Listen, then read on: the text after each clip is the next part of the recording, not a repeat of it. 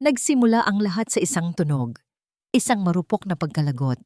Hindi ito malakas, pero sapat na para magdulot ng malamig na kaba sa dibdib ni Eliana.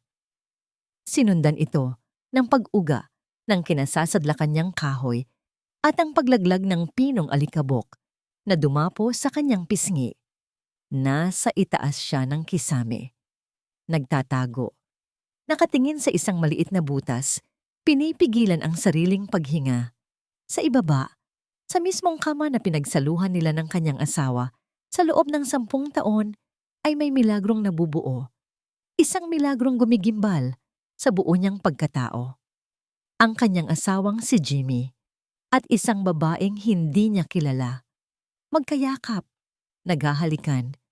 Ang mga halik na para lang dapat sa kanya. Isang ungol ang kumawala sa bibig ni Eliana, isang tunog ng pinaghalong sakit at galit. At sa isang iglap, ang marupok na pagkalagot ay naging isang malakas na pagkabiyak. Gumuho ang mundong kanyang tinatapakan. Literal, bumigay ang manipis na plywood ng kisame. Sa isang nakabibinging dagundong, nalaglag si Eliana kasama ang mga pira-pirasong kahoy at makapal na alikabok. Bumagsak siya sa sahig, ilang talampakan lang mula sa kama, sa paanan mismo ng 2 taong gumugunaw sa kanyang buhay. Ang sakit ng kanyang pagkakabagsak ay walang-wala kumpara sa sakit na nadarama ng kanyang puso. Nakahiga siya roon, gulong-gulo ang isip, nanlalabo ang paningin dahil sa alikabok at sa mga luhang biglang bumalong sa kanyang mga mata. Ilang oras lang ang nakalipas, halos liparin niya ang daan pauwi mula sa airport. Ang puso niya'y puno ng pananabik. 3 taon. 3 taon siyang nagtiis sa gitnang silangan.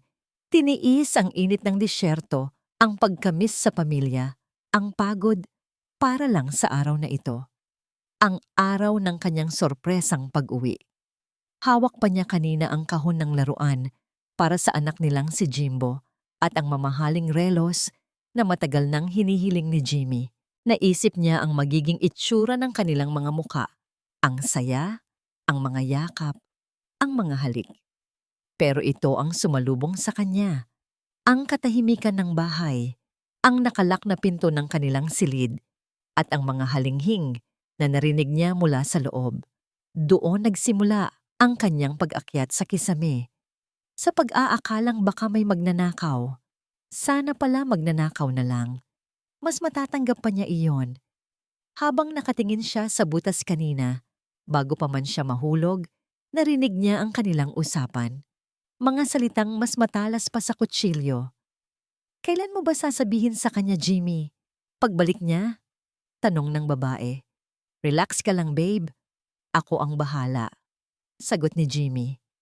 Pagdating ng pera niya, ibebenta na natin itong bahay. Luma na rin naman. Tapos, magpapakalayo na tayo. Paano kung ayaw niyang pumayag? Pera niya ang pinangpatayo nito. Narinig ni Eliana ang halakhak ng sarili niyang asawa. Pera niya.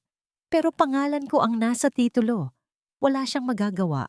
Isa pa, sawang-sawa na ako sa amoy abroad niya. Amoy pawis, amoy sakripisyo. Nakakasuka. Amoy sakripisyo. Ang mga salitang yun ang paulit-ulit na tumatatak sa isip ni Eliana habang sinusubukan niyang bumangon mula sa sahig. Napatingin siya sa kanyang mga kamay na kumapal na sa paglilinis ng bahay ng ibang tao, sa pag-aalaga ng mga anak ng iba, para lang mabigyan ng magandang buhay ang sarili niyang pamilya. Sino ka? Isang matinis na sigaw ang bumasag sa kanyang pag-iisip. Ang babae, si Sabrina, ay nagmamadaling tinatakpan ng katawan nito ng kumot. Nakaturo sa kanya na para siyang isang halimaw. Pero hindi sa babae nakatingin si Eliana. Ang mga mata niya ay nakapako kay Jimmy, ang kanyang asawa. Ang lalaking pinangakuan niya ng habang buhay. Nakita niya ang gulat sa mukha nito na agad napalitan ng inis. Walang bakas ng pagsisisi. Walang bakas ng pag-aalala kung nasaktan ba siya sa kanyang pagkakabagsak. Eliana? Nanggagalaiting tanong ni Jimmy. Nanginginig ang mga labi ni Eliana. Sinubukan niyang magsalita, pero walang boses na lumalabas. Tanging mga hikbi lamang. Ang relos, ang laruan, ang lahat ng pangarap niya ay tila naging abo, kasama ng alikabok na ngayon ay humahalo sa kanyang mga luha. Tumayo si Jimmy mula sa kama, walang pakialam sa kanyang kahubaran, at hinarap siya. Hindi para tulungan, hindi para magpaliwanag. Tumingin ito sa kanya na para siyang isang istorbo, isang basura na nalaglag mula sa itaas. Sa gitna ng gumuhong kisame at ng gumuhong pangarap, binuka ni Jimmy ang kanyang bibig at sinabi ang mga salitang tuluyang dudurog sa natitirang pagkatao ni Eliana. Ano bang ginagawa mo dito? Panira ka ng moment. Panira ka ng moment. Ang apat na salitang iyon ay umalingaw-ngaw sa loob ng isip ni Eliana. Mas malakas pa sa dagundong ng kanyang pagkakabagsak. Hindi sorry, hindi patawad, kundi panira ka ng moment. Tila ba siya isang langaw na pumasok sa isang piging, isang dumi na kailangang walisin. Ang lakas na ginamit niya para bumangon ay biglang naglaho. Nanatili siyang nakaluhod sa sahig, nakatingin sa mga matang puno ng galit ng kanyang asawa. Tumayo ka dyan, Eliana. Anong eksena to? Sigaw ni Jimmy habang nagmamadaling isinusuot ang kanyang shorts. Bakit ka ba nandito? Di ba sa susunod na buwan pa ang uwi mo? Si Sabrina naman, na kanina'y takot na takot, ay nakahanap na ng tapang. Nagtago siya sa likod ni Jimmy, hawak ang kumot sa kanyang dibdib. Jimmy, sino ba siya? Baka saktan niya ako. Gusto sanang sumigaw ni Eliana. Gusto niyang isumbat ang 3 taon ng pagtitiis. Ang bawat patak ng pawis, ang bawat luhang pumatak dahil sa pangungulila. Gusto niyang sabihin, ako ang asawa mo. Ako ang nagpatayo ng bahay na tinutulugan ninyo. Pera ko ang ipinambili ng kama na binababoy ninyo. Pero walang lumabas sa kanyang bibig. Ang lalamunan niya'y barado ng sakit. Hinila ni Jimmy ang braso niya, sa pilitan siyang itinayo. Magbihis ka. Umalis ka muna. Mag-usap tayo mamaya Pag-alis niya, putol ni Eliana at sa wakas, may boses na lumabas. Basag, paos, puno ng pait. Saan ako pupunta, Jimmy? Ito ang bahay ko. Bahay mo? Tumawa si Sabrina mula sa likuran. Isang tawang mapang-insulto. Excuse me? Baka nakakalimutan mong pangalan ni Jimmy ang nasa titulo. Parang isang suntok sa sikmura ang narinig ni Eliana. Oo nga pala. Ang tiwala. Ang bulag na pagtitiwala niya. Ipinangalan niya ang lahat kay Jimmy dahil iyon daw ang patunay ng pagmamahal. Isang malaking katangahan. Kunin mo ang mga gamit mo at umalis ka na. Malamig na utos ni Jimmy, tinutulak siya palabas ng silid. Si Jimbo, ang anak ko. Hirap na sabi ni Eliana. Nasa bahay ng mami. Kinuha niya kanina. Huwag mo siyang idamay dito. Sagot ni Jimmy. At sa huling pagkakataon, itinulak siya ng malakas palabas ng pinto ng kwarto at isinara ito. Narinig niya ang paglak nito mula sa loob. Naiwan siyang mag-isa sa sala. Napapalibutan ng mga gamit na pinundar niya, ng mga picture frame na naglalaman ng mga ngiting ngayon ay kasinungalingan na lang. Kumuha siya ng isang maleta at sa loob ng 5 minuto, inilagay ang lahat ng damit na madaanan niya. Hindi na niya alam kung ano ang kanyang ginagawa. Ang isip niya'y blanko. Ang puso niya'y manhid. Hinila niya ang maleta palabas ng pinto. Walang lingon-likod. Ayaw na niyang makita pa ang bahay na yon. Ang bawat sulok nito'y isang paalala ng kanyang kabiguan. Paglabas niya ng gate, doon nagsimulang pumatak ang ulan. Unay mahina, tila nakikidalamhati. Pagkatapos ay lumakas, kasabay ng pagbuhos ng kanyang mga luha na kanina pa niya pinipigilan. Wala siyang payong, wala siyang mapupuntahan. Naglakad siya ng walang direksyon, hila-hila ang maleta sa basang kalsada. Ang mga sasakyan ay nagdaraan, binabasa siya ng tilamsik ng maruming tubig. Walang pumapansin sa kanya. Isa lang siyang basang anino sa gitna ng gabi. Naupo siya sa isang waiting shed sa isang parke. Niyakap niya ang kanyang sarili, nanginginig. Hindi dahil sa lamig, kundi dahil sa sakit na unti-unting kumakain sa buo niyang sistema. Inilabas niya ang kanyang cellphone, ang wallpaper, isang masayang litrato nilang tatlo. Siya, si Jimmy, at si Jimbo noong huling kaarawan nito. Isang perpektong pamilya, isang perpektong kasinungalingan. Sinubukan niyang tawagan ang ilang kaibigan. Pasensya na, Eliana. May bisita kasi kami ngayon. Naku, be. Ang sikip na dito sa apartment. Hindi ka magkakasya. Try mo sa iba, ha? May sakit kasi ang anak ko. Lahat may dahilan. Lahat abala. Sa sandaling kailangan niya ng tulong, lahat sila'y naglaho. Mag-isa lang talaga siya. Ibinagsak niya ang cellphone sa kanyang kandungan at humagulgol ng walang tunog. Para saan ang lahat ng ito? Ang pag-abroad? Ang sakripisyo? Para lang ba itapon na parang basura? Sa gitna ng kanyang pag-iyak, biglang umilaw ang screen ng kanyang cellphone. Isang unknown number ang tumatawag. Sa unay ayaw niyang sagutin. Wala na siyang lakas para makipag-usap, pero mapilit ang pag-ring nito. Sa huli, pinindot din niya ang answer button. Inilagay ang telepono sa kanyang tainga. "Hello?" sabi niya sa basag na boses. Isang sandaling katahimikan. Pagkatapos ay isang boses ng lalaki ang tumugon. Isang boses na pamilyar, malamig, at puno ng awtoridad. Isang boses na matagal na niyang hindi naririnig. "Eliana, si Don Gregorio ito." Ang kanyang biyenan. Natigilan si Eliana. Anong kailangan sa kanya ng ama ni Jimmy? Ang taong kailanmay hindi siya tinanggap dahil sa kanyang kahirapan. Bago pa man siya makasagot, nagsalita muli si Don Gregorio. Ang mga salita niya ay walang bahid ng emosyon, tila isang utos na hindi maaaring suwayin. "Itigil mo ang pag-iyak. Magkita tayo. May alok ako sa'yo na hindi mo matatanggihan." Ang opisina ni Don Gregorio ay amoy kapangyarihan. Isang halo ng mamahaling tabako, lumang libro, at ang pinakintab na kahoy na nara ng kanyang mesa. Mula sa bintanang salamin sa likod niya, tanaw ang buong syudad, isang imperyong gawa sa bakal at semento na tila luluhod sa kanyang paanan. Ngunit hindi ang tanawin sa labas ang tinititigan ni Don Gregorio. Ang mga mata niya ay nakapako sa isang maliit at kupas na litrato sa ibabaw ng kanyang mesa. Ang litrato ng kanyang yumaong asawa, si Clarita. Isang nangiti ang nakaguhit sa labi nito. Isang nangiting kailanmay hindi niya nabigyan ng hustisya. Si Clarita, tulad ni Eliana, ay galing din sa hirap. Isang simpleng babae na minahal niya, pero ikinahiya rin sa kanyang magarbong mundo.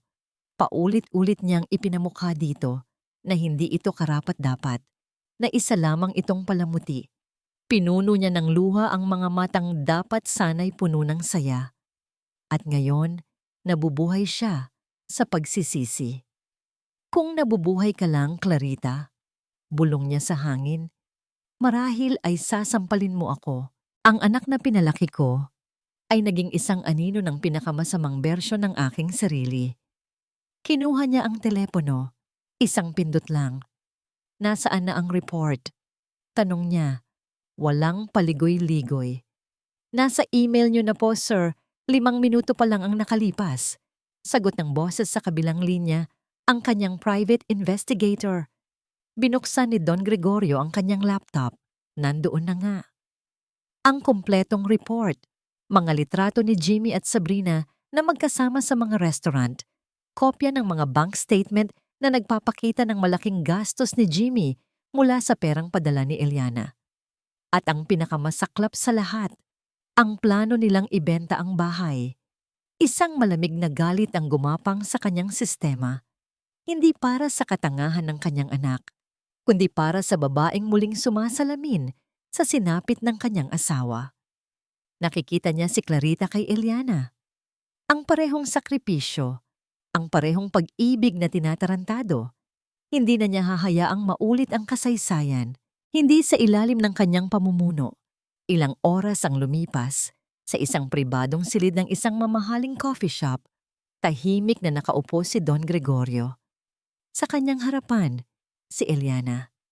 Mukha itong basang sisiw. Namumugto ang mga mata, nanginginig ang mga kamay, at bakas sa buong itsura nito ang ilang oras na pag-iyak sa ilalim ng ulan. Hindi siya nag-alok ng kape, hindi siya nag-alok ng panyo. Alam ko na ang lahat. Panimula niya, ang boses ay kasing lamig ng yelo. Ang tungkol kay Jimmy, sa babae niya, at sa plano nilang ibenta ang bahay. Nakita niya ang gulat sa mga mata ni Eliana. Marahil ay inaasahan nitong kampihan niya ang sarili niyang anak. Hindi ako nandito para makidalamhati sa iyo, Eliana. Diretsong sabi ni Don Gregorio na lalong nagpayuko sa ulo ng kaharap. Nandito ako para sa isang business proposal. Inilapag niya sa mesa ang isang brown envelope. Dahan-dahan niya itong binuksan at inilabas ang mga papeles sa loob. Isang kontrata. Babaguhin kita, sabi niya. Bibigyan kita ng puhunan. Tuturuan kita kung paano magpatakbo ng negosyo. Gagamitin natin ang galit mo para gawin kang matagumpay. Mas matagumpay kaysa sa hayop kong anak. Ibabalik natin sa iyo ang lahat ng kinuha niya at higit pa. Dahan-dahang itinaas ni Eliana ang kanyang mukha. May bahid ng pag-asa sa kanyang mga mata, ngunit mayroon ding pagkalito. Bakit po ninyo ito ginagawa? Dahil ayokong may natatapakan na tao ang apelyido ko. Matigas niyang sagot, itinatago ang tunay na dahilan, ang pagsisisi na matagal na niyang dinadala. Pero may isang kondisyon, isang napakahalagang kondisyon. Itinuro niya ang isang partikular na paragraph sa kontrata. Mula sa araw na pirmahan mo ito, puputulin mo ang lahat ng ugnayan kay Jimmy. Hindi mo na siya asawa, hindi mo na siya kikilalanin. Para sa mundo at para sa sarili mo, patay na siya. Ang tanging ugnayan mo na lang sa pamilya ko ay ako, bilang business partner mo, at si Jimbo bilang apo ko. Nakita ni Don Gregorio ang pagguhit ng sakit sa mukha ni Eliana. Ito ang pinakamabigat na bahagi ng alok. Ang pagtalikod sa pag-ibig, kahit na ito'y nagdulot ng pagdurusa. Yumuko si Eliana, tinitigan ng kontrata. Isang butil ng luha ang pumatak sa ibabaw ng papel, bumura sa isang salita. Akala ni Don Gregorio ay tatayo na ito at aalis. Ngunit sa halip, nakita niya ang pagbabago sa mga mata nito. Ang kalungkutan ay napalitan ng isang bagay na mas matigas. Isang kislap ng determinasyon. Naalala nito ang kanyang anak.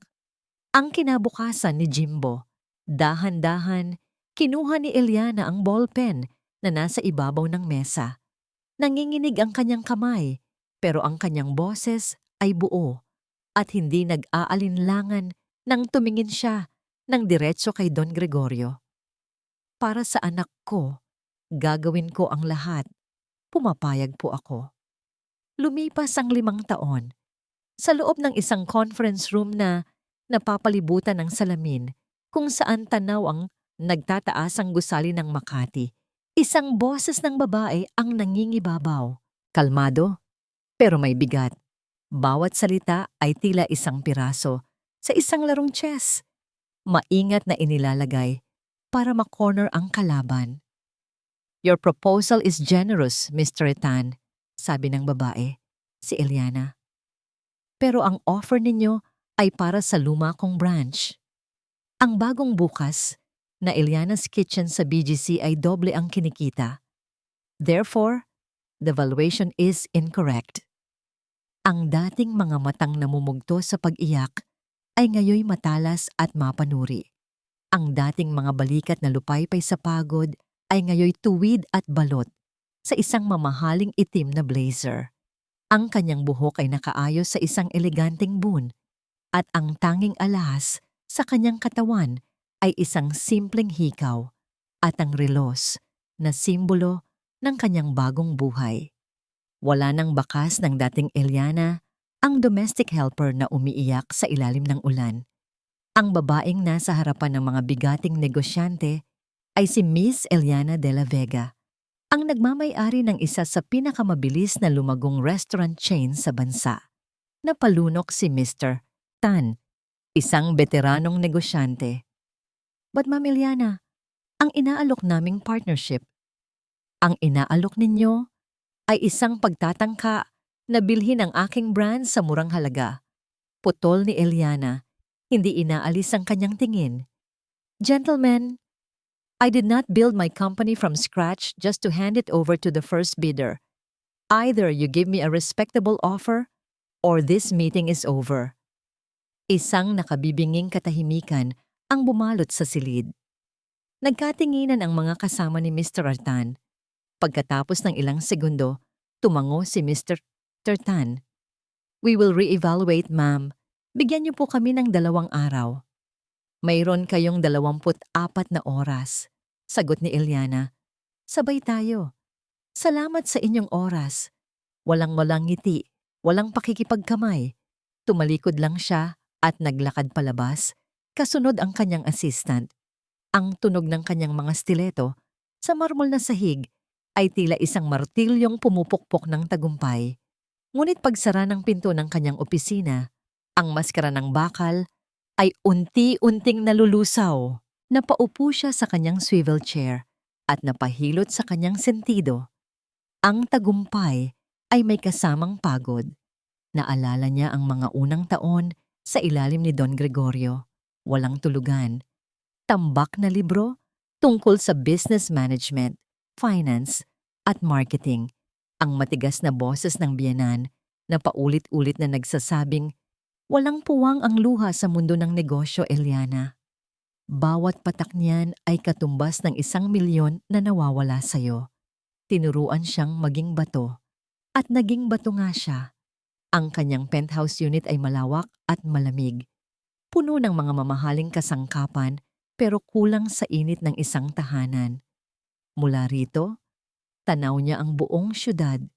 Pero pakiramdam niya'y mas malungkot pa siya kaysa noong nasa maliit siyang kwarto sa gitnang silangan. Kinuha niya ang isang picture frame na nakatago sa drawer ng kanyang lamesa. Isang stolen shot. Si Jimbo, 9 gulang, tumatawa habang naglalaro ng basketball sa eskwelahan.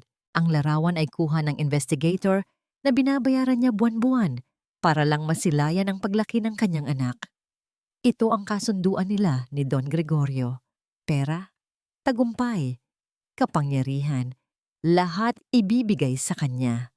Pero ang anak niya mananatili sa poder ng mga Alcantara.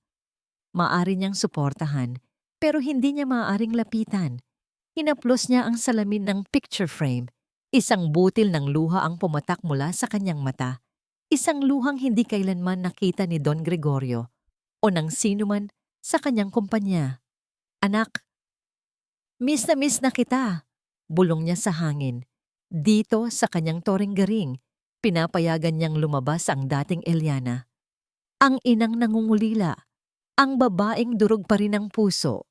Biglang tumunog ang kanyang cellphone, ang private line niya, ang kanyang assistant. Yes, Ana. Sagot niya, mabilis na pinupunasan ang kanyang luha at ibinabalik ang malamig na tono sa kanyang boses.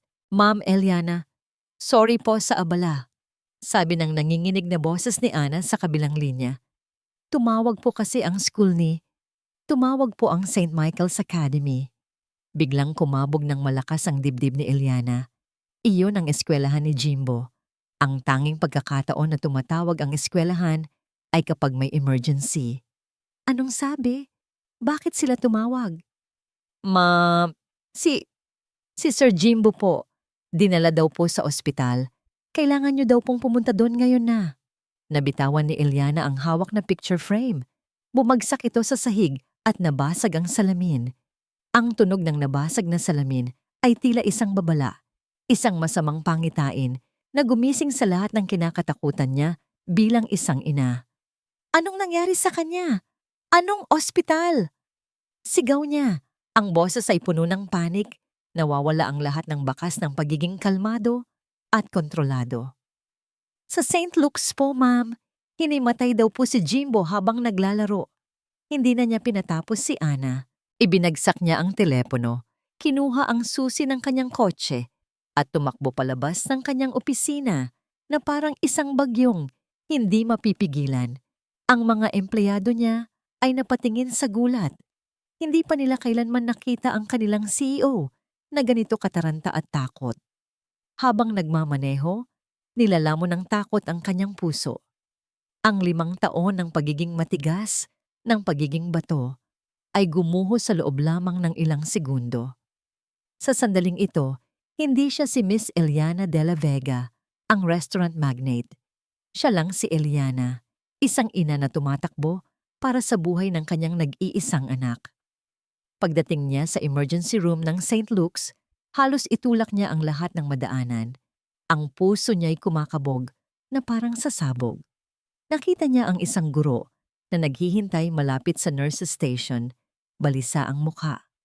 "Ako po ang nanay ni Jimbo Alcantara," sabi ni Eliana, habol ang hininga. "Nasaan ang anak ko?" Itinuro ng guro ang isang nakasaradong pinto. "Nasa loob po, Ma'am Eliana." Tinitingnan pa po ng mga doktor. Nanginginig na lumapit si Eliana sa pinto. Hahawakan na sana niya ang doorknob nang biglang may isa pang boses na tumawag sa kanya mula sa likuran. "Eliana?" Kilala niya ang boses na yon. Isang boses na sinubukan niyang kalimutan sa loob ng 5 taon. Dahan-dahan siyang lumingon. At doon, sa gitna ng malamig at puting pasilyo ng ospital, muli silang nagkaharap. Si Jimmy. Hindi na ito ang lalaking mayabang at walang pakialam na naalala niya. Ang Jimmy na nasa harapan niya ngayon ay balot sa isang mamahaling suit, mas matipuno ang katawan, at may mga guhit ng pag-aalala at pagod sa kanyang mukha. Tila ba ang 5 taon ay nagpatanda rin sa kanya, nagbigay sa kanya ng bigat at kapanahunan. Sa mga mata nito, nakita ni Eliana hindi ang galit o inis, kundi ang parehong takot na nararamdaman niya. Bago pa man may makapagsalita sa kanilang dalawa, bumukas ang pinto at lumabas ang isang doktor. Seryoso ang muka. "Mr. Alcantara? Ma'am de la Vega?" Tanong ng doktor, tumitingin sa kanilang dalawa. "Kailangan ko po kayong makausap tungkol sa kondisyon ng anak ninyo." Nagkatinginan sina Eliana at Jimmy, isang tingin na puno ng kasaysayan, sakit, at ngayon, isang nag-iisang damdamin na muling nag-uugnay sa kanila. Ang matinding takot para sa buhay ni Jimbo. Ang guro na nakaramdam sa tensyon ay nagsalita sa nanginginig na boses. "Ma'am Eliana, kailangan niyo pong pumunta sa ospital ngayon din. Hinimatay po si Jimbo." "Sir, kailangan na pong pirmahan ang kontrata sa mga Hapon. Hinihintay na po nila kayo sa boardroom." Tiningnan ni Jimmy ang kanyang executive assistant.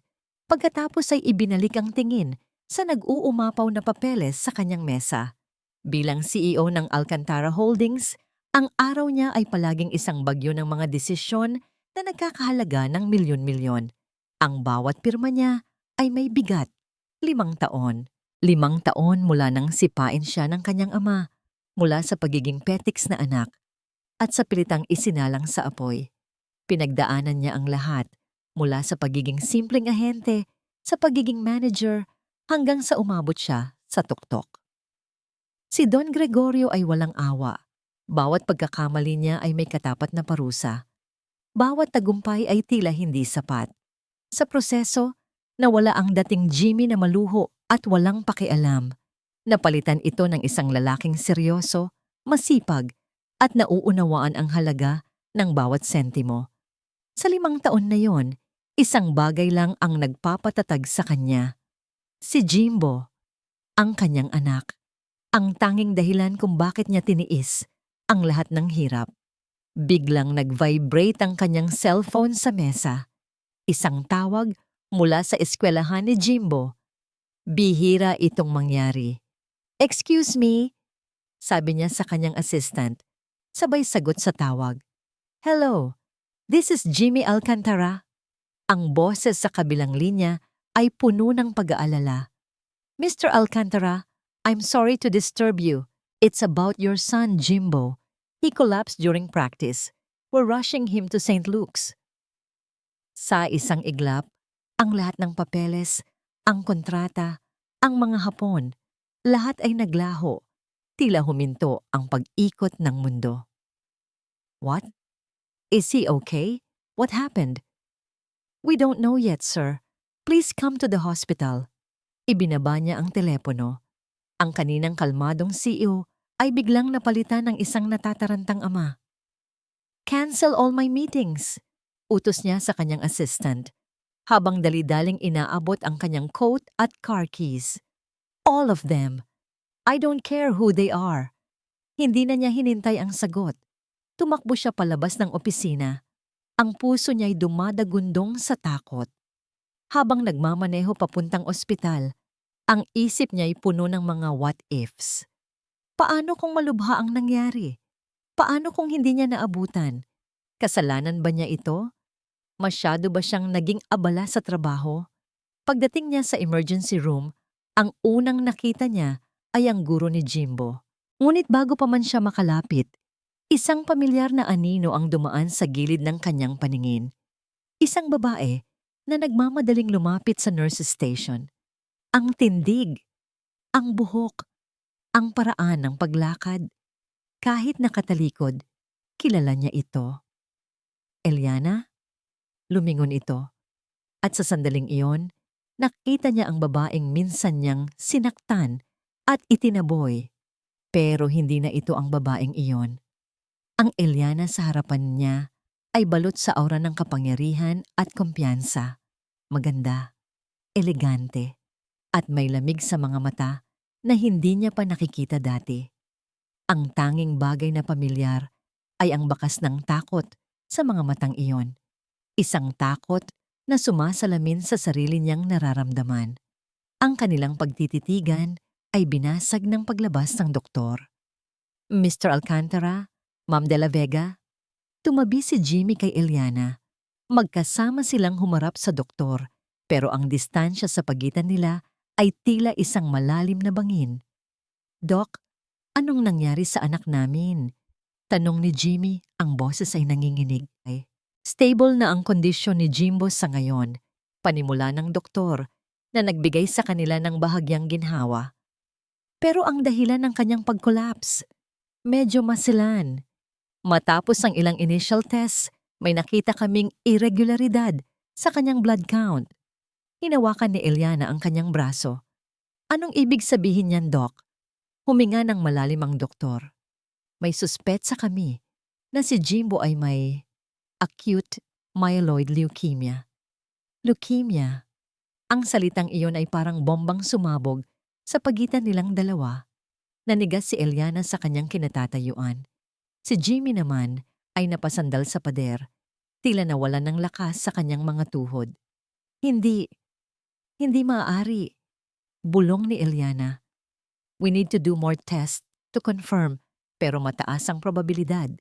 Malungkot na sabi ng doktor.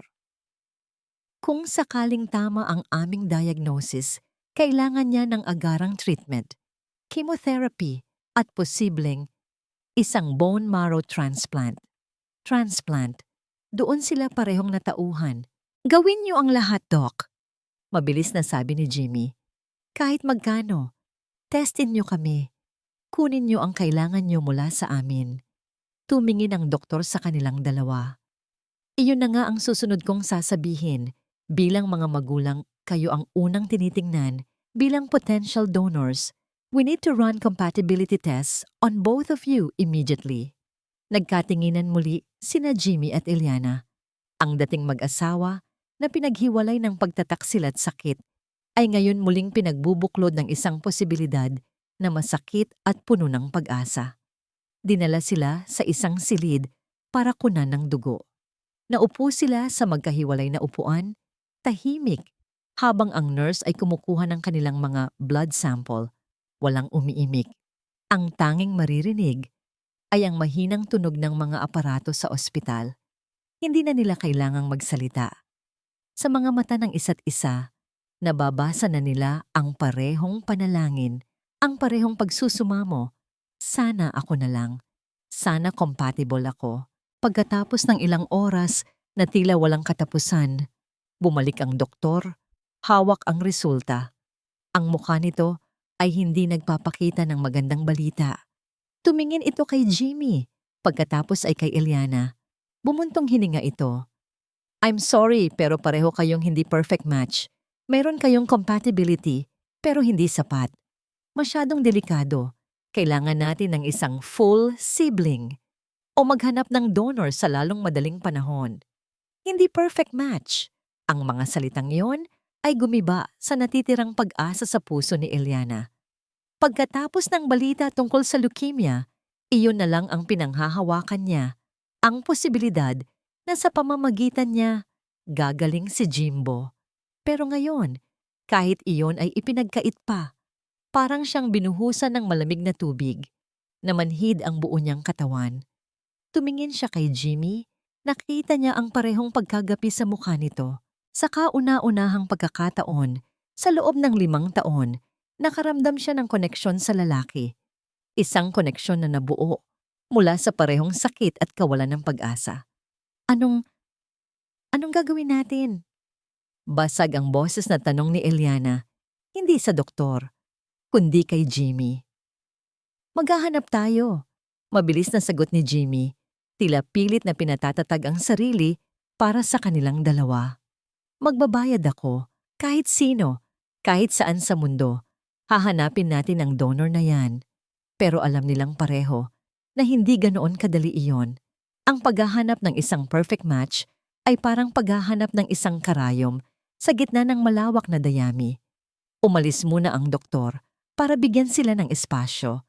Naiwan sila sa malamig at tahimik na pasilyo, parehong nakasandal sa pader, ilang pulgada lang ang pagitan, pero tila milya-milya ang layo.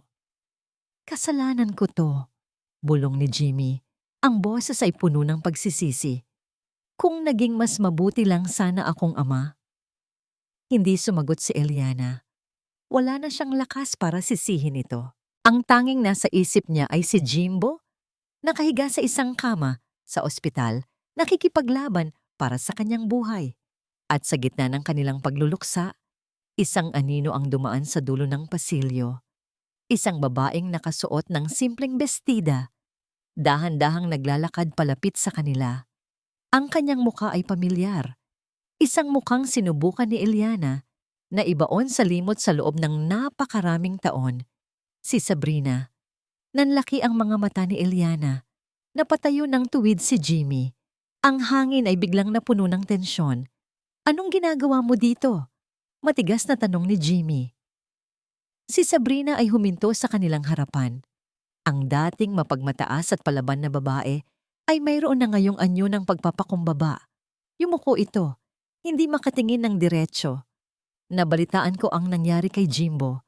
Nakita ko sa news na nag-aalala lang ako. Hindi namin kailangan ng pag-aalala mo.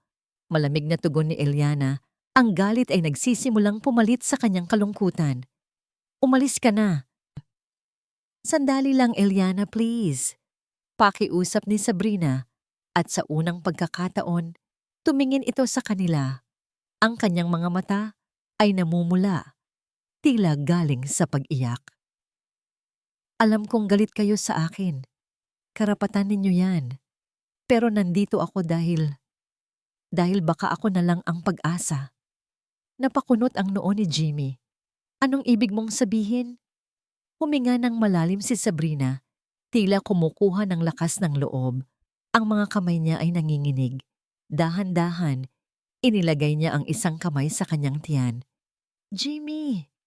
Nagsimulang mangilid ang luha sa kanyang mga mata. Kailangan mong malaman ang totoo.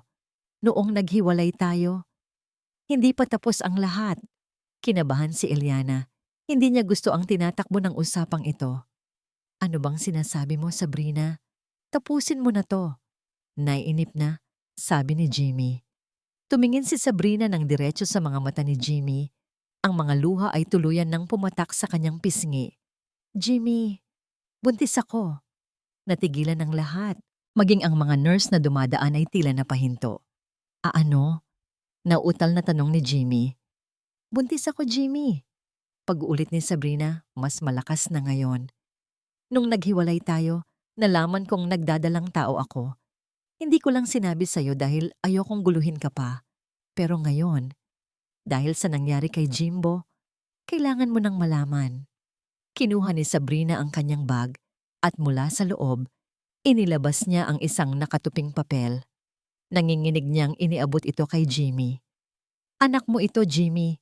Kapatid ni Jimbo sa ama. Binuksan ni Jimmy ang papel. Isang sonogram, isang maliit na imahe ng isang sanggol na nabubuo pa lang sa sinapupunan. Parang binagsakan ng langit at lupa si Eliana. Isang kapatid, isang full sibling, ang sinasabi ng doktor na maaring maging tanging lunas. Tumingin si Sabrina sa kanya. Ang mga mata ay puno ng isang emosyon na hindi mawari ni Eliana kung ito ba ay awa o tagumpay. Kung kakailanganin ni Jimbo ng donor, sabi ni Sabrina sa basag na boses, ang dugo ng anak natin, Jimmy, ay maaaring maging dugo rin niya. Ang buhay ng batang ito ay maaaring maging pag-asa para sa buhay ng kapatid niya. Napatitig si Eliana sa litrato ng sonogram. Ang imahe ng isang buhay na hindi pa isinisilang, na hawak-hawak ng babaeng pinakakinamumuhian niya sa lahat. Ang kaligtasan ng kanyang anak, ngayon ay nakasalalay sa sinapupunan ng mismong babaeng sumira sa kanyang pamilya. Ang imahe sa sonogram ay parang isang tatak na bakal na ipinapaso sa kaluluwa ni Eliana. Isang itim at puting patunay ng kanyang pinakamatinding kabiguan. Ang buhay sa loob ng sinapupunan ni Sabrina ay hindi simbolo ng pag-asa para sa kanya. Ito ay simbolo ng kanyang pagkagapi. Tila nabingi siya. Ang mga boses sa paligid niya, ang pagtatanong ni Jimmy, ang pag-iyak ni Sabrina, ay naging isang ugong na walang kahulugan. Ang tanging malinaw lang ay ang katotohanan. Ang susi sa buhay ng kanyang anak ay nasa kamay ng babaeng sumira sa buhay niya. Naramdaman niyang may humawak sa braso niya, si Jimmy. Eliana, okay ka lang? Hinawi niya ang kamay nito. Kailangan niya ng hangin. Kailangan niyang makalayo sa dalawang taong yon. Walang salitang lumabas sa kanyang bibig. Tumalikod lang siya at naglakad palayo. Ang mga hakbang ay mabibigat na tila bapasan niya ang buong mundo.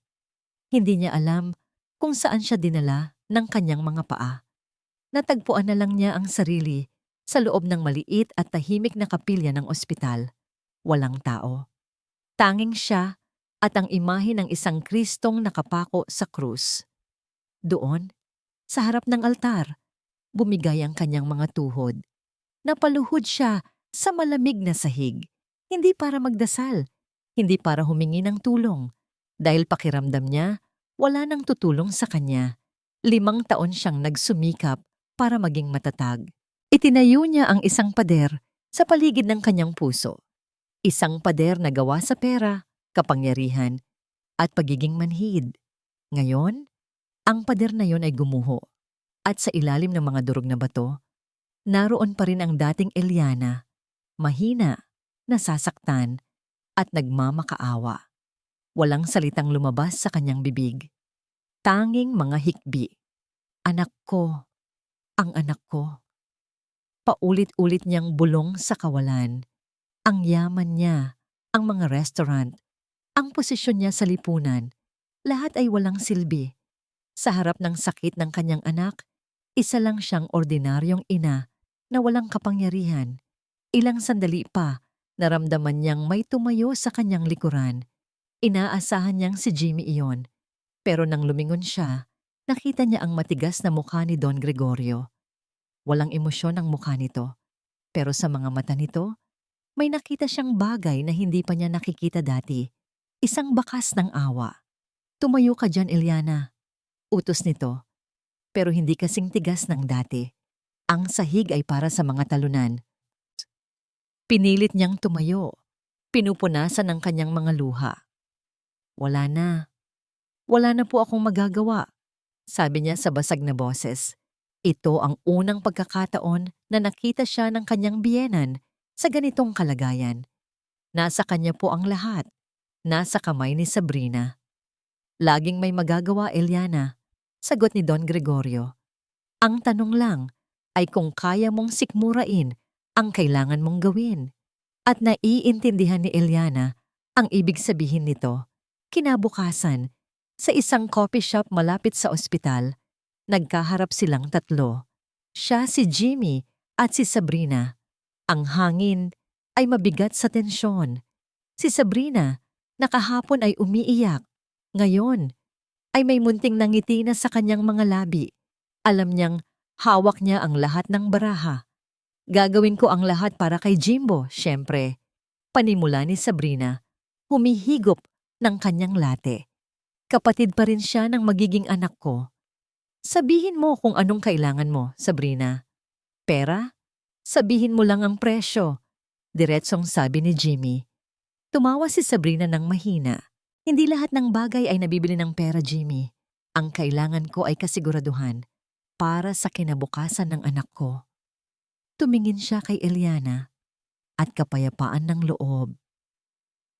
Anong gusto mong palabasin? Tanong ni Eliana, pinipigilan ang panggigigil. Simple lang, sabi ni Sabrina, itinuon ang buong atensyon sa kanya. Gusto kong marinig mula sa iyo, Eliana.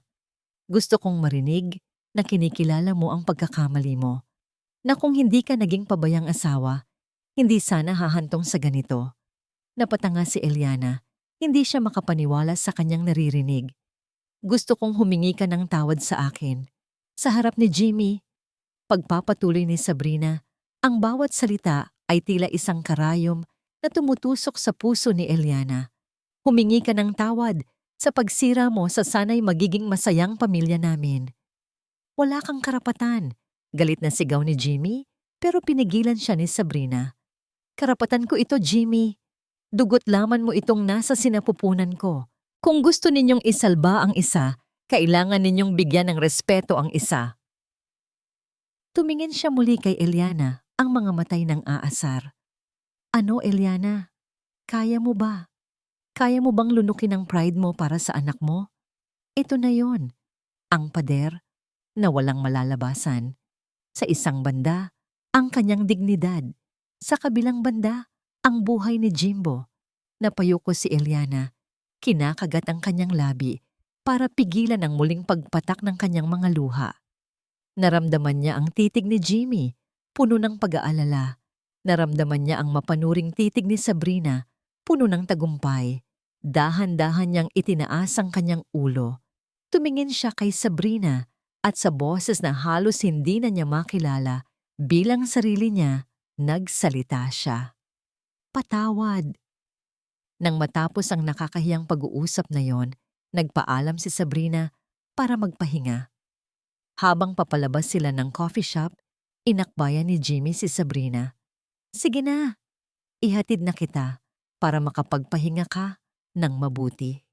Sabi ni Jimmy, ang boses ay alanganin. Salamat, babe. Malanding sagot ni Sabrina.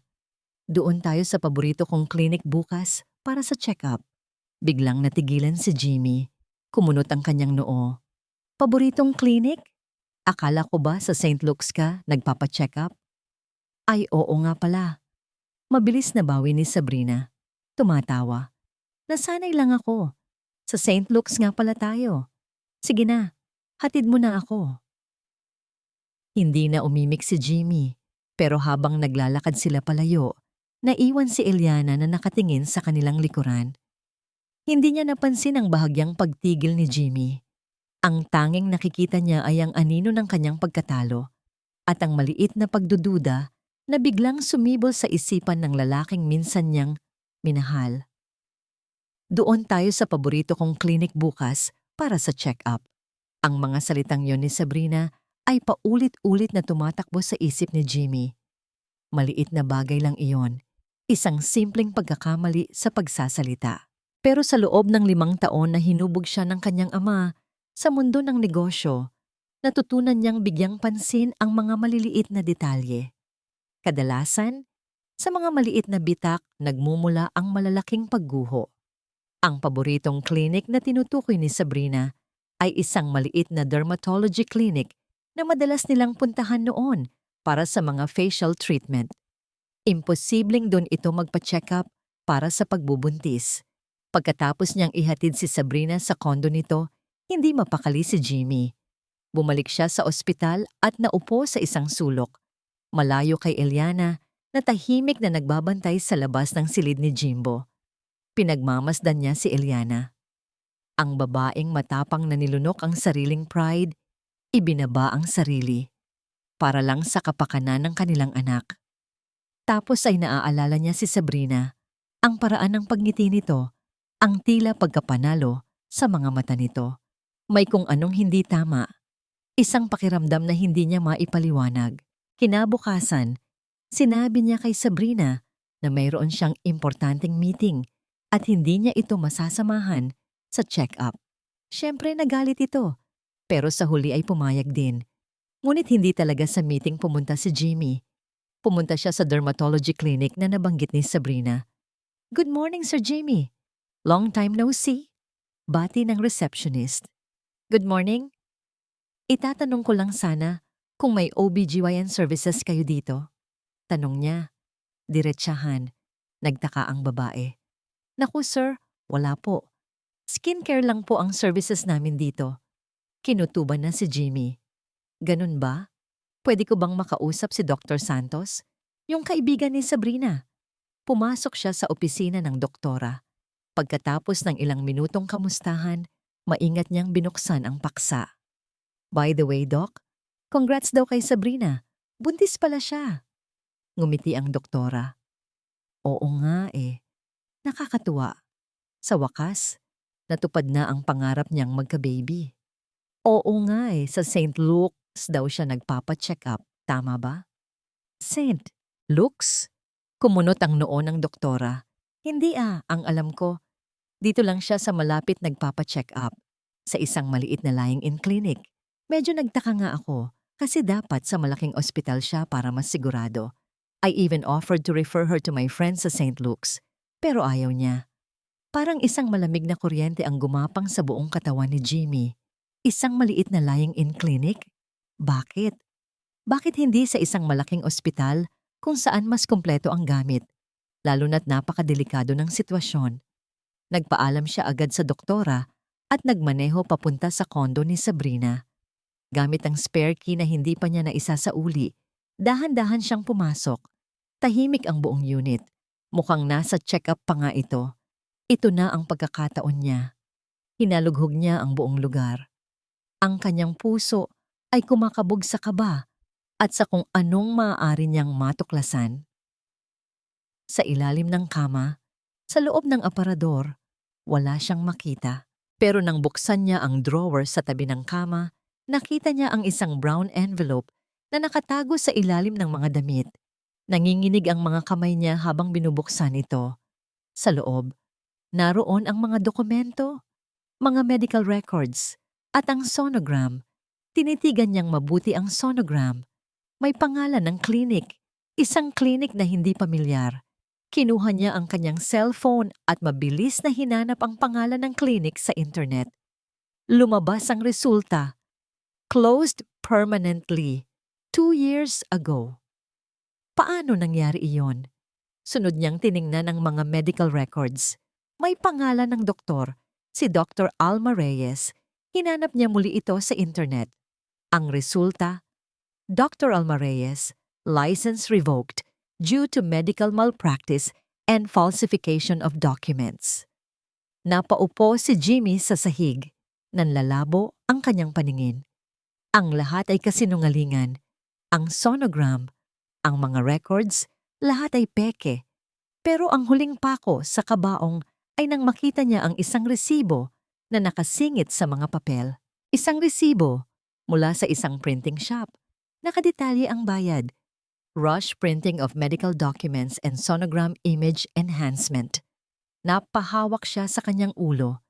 Hindi niya matanggap ang kanyang natuklasan. Niloko siya. Ginamit siya. At ang pinakamasaklap, ginamit ni Sabrina ang sakit ng kanyang anak para sa isang karumal-dumal na plano. Ang pagpapahiya kay Eliana, Ang pagpapakita ng kapangyarihan, lahat ay isang malaking palabas. Isang nakakabingging galit ang pumalit sa kanyang pagkalito. Isang galit na hindi pa niya naramdaman sa buong buhay niya. Galit sa sarili dahil sa muling pagiging tanga at isang matinding galit para kay Sabrina. Sakto namang bumukas ang pinto ng kondo. Pumasok si Sabrina. Masaya, may dalang paper bag mula sa isang mamahaling butik. "Oh babe, nandito ka pala." Masayang bati nito pero natigilan nang makita ang itsura ni Jimmy at ang mga papel na nagkalat sa sahig. Anong ginagawa mo?" Tumayo si Jimmy. Ang mukha ay walang emosyon na mas nakakatakot kaysa sa sumisigaw na galit. Dahan-dahan niyang pinulot ang resibo mula sa printing shop. Iniangat niya ito sa harap ng namumutlang mukha ni Sabrina. At sa isang boses na puno ng yelo at kamandag, nagsalita siya. "Sinungaling ka! Hindi ka buntis!" Ang sigaw ni Jimmy ay umalingaw-ngaw sa buong condo unit. Tila isang kulog na bumasag sa lahat ng kasinungalingan. Nanigas si Sabrina sa kanyang kinatatayuan. Ang kulay sa kanyang mukha ay biglang nawala. Napalitan ng maputlang takot. Tiningnan niya ang resibo sa kamay ni Jimmy. Pagkatapos ay ang mga pekeng dokumento na nagkalat sa sahig. Nahuli na siya. Jimmy, magpapaliwanag ako." Nauutal niyang sabi. Dahan-dahang umaatras. "Magpapaliwanag?" Lumapit si Jimmy. Ang mga mata ay nag-aapoy sa galit. "Anong ipapaliwanag mo dito, Sabrina? Na ginamit mo ang anak ko? Na habang nag-aagaw buhay siya, ikaw ay nagpapakasaya sa panloloko sa amin? Sa panonood na magmakaawa si Eliana sa'yo?" Bawat salita ni Jimmy ay parang isang sampal. Bawat hakbang niya palapit ay nagpapaatras kay Sabrina hanggang sa mapasandal na ito sa pader. Wala na itong matakbuhan. "Ginawa ko lang yon dahil mahal kita, Jimmy." Umiiyak na sigaw ni Sabrina. "Gusto ko lang bumalik ka sa akin. Alam kong ito lang ang paraan." "Pagmamahal?" Umalingaw-ngaw ang mapait na tawa ni Jimmy sa silid. "Hindi yan pagmamahal, Sabrina. Kabaliwan yan. Kasakiman. Ginamit mo ang pinakamahalagang bagay sa buhay ko para lang sa sarili mong kapakanan." Siya ang may kasalanan. Itinuro ni Sabrina ang kawalan na para bang nandoon si Eliana. "Kung hindi siya bumalik, sana tayo pa rin. Sana masaya na tayo." "Wag na wag mong isasama si Eliana dito." Dinuro siya ni Jimmy. "Lumuhod siya sa harapan mo. Ibinaba niya ang sarili niya. Samantalang ikaw, tinatawanan lang siya sa likod niya. Mas masahol ka pa sa demonyo, Sabrina." Hinawakan ni Jimmy ang braso nito. Hindi mahigpit, pero may diin. "Tapos na tayo. Kunin mo ang lahat ng gamit mo at umalis ka sa buhay ko. Wag na huwag ka nang magpapakita sa akin o sa pamilya ko. Kailanman." "Hindi, Jimmy, please. Patawarin mo ako." Pagmamakaawa ni Sabrina, humahagulgol, pero wala nang epekto ang kanyang mga luha. Ang nakikita na lang ni Jimmy ay isang halimaw. Binitawan niya ito at tumalikod. "May 1 oras ka para umalis. Pagbalik ko, ayoko nang makita pa ang anino mo dito." Hindi na niya hinintay ang sagot. Naglakad siya palabas, isinara ang pinto, at iniwan si Sabrina kasama ng mga durog na piraso ng kanyang masamang plano. Habang nasa elevator, nanginginig pa rin ang buong katawan ni Jimmy. Kinuha niya ang kanyang cellphone. Kailangan niyang sabihin kay Eliana ang totoo. Iyon ang pinakamahirap na tawag na gagawin niya sa kanyang buhay. "Hello?" Sagot ni Eliana. Ang boses ay pagod at walang buhay. "Eliana, ako to." Panimula ni Jimmy, hirap humanap ng tamang salita. "Kailangan mong malaman. Si Sabrina, hindi siya buntis. Peke ang lahat. Niloko niya tayo." Isang sandaling katahimikan sa kabilang linya. Pagkatapos ay isang mahinang hikbi. "Eliana, patawarin mo ako," sabi ni Jimmy. Ang boses ay nababasag na. "Kasalanan ko ang lahat ng ito. Kung hindi dahil sa katangahan ko, patawad." Hindi sumagot si Eliana. Ibinaba na nito ang tawag. Nakarating si Jimmy sa ospital na parang isang zombie. Ang pakiramdam ng tagumpay sa pag-alam ng katotohanan ay panandalian lang. Napalitan ito ng mas malalim na kawalan ng pag-asa.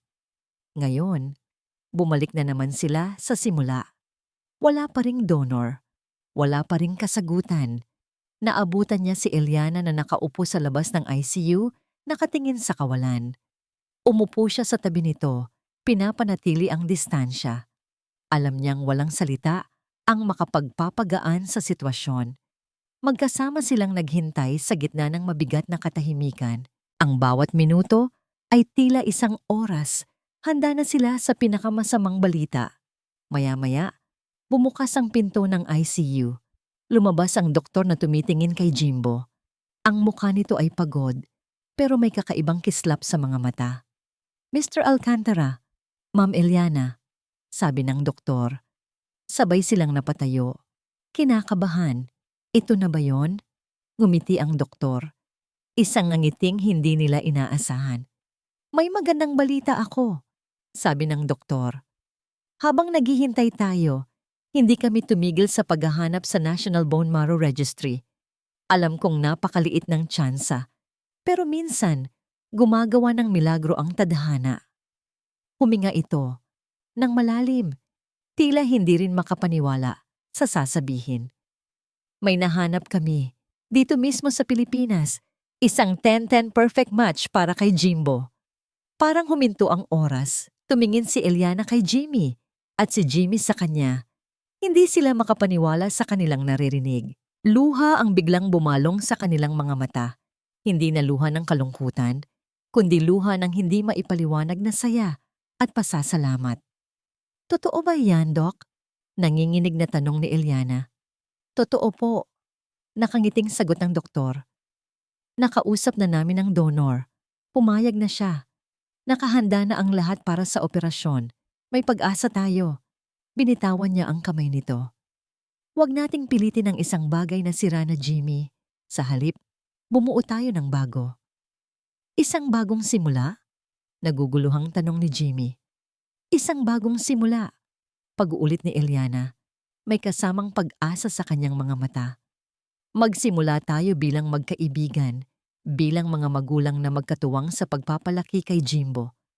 Ating itayo muli ang pundasyon. Isang pundasyon ng respeto, tiwala, at pagkakaibigan. Hindi dahil kailangan, kundi dahil pareho nating pipiliin. Natahimik si Jimmy. Unti-unti niyang inuunawa ang sinasabi ni Eliana. Hindi ito isang pagtanggi. Ito ay isang paanyaya. Isang paanyaya sa isang bagay na mas totoo at mas matatag. Sa wakas, tumango siya. Isang maliit na ngiti ang sumilay sa kanyang mga labi. Isang nangiting malungkot pero puno ng pagtanggap. Naiintindihan ko. Kung yan ang paraan para manatili ka sa buhay namin ni Jimbo, tatanggapin ko. Hindi lang ako mananatili, Jimmy, sabi ni Eliana. Palagi akong naririto para sa inyong dalawa. Ilang buwan ang lumipas. Sa isang maaraw na hapon sa isang parke, ang tawanan ng isang bata ay maririnig. Si Jimbo, na may buhok ng tumutubo muli, ay masayang tumatakbo at nagpapalipad ng saranggola. Hawak ng kanyang kaliwang kamay ang pisi, habang ang kanang kamay naman ay hawak ni Eliana. Sa kabilang banda ni Jimbo, naroon si Jimmy tinutulungan itong patakbuhin ang saranggola.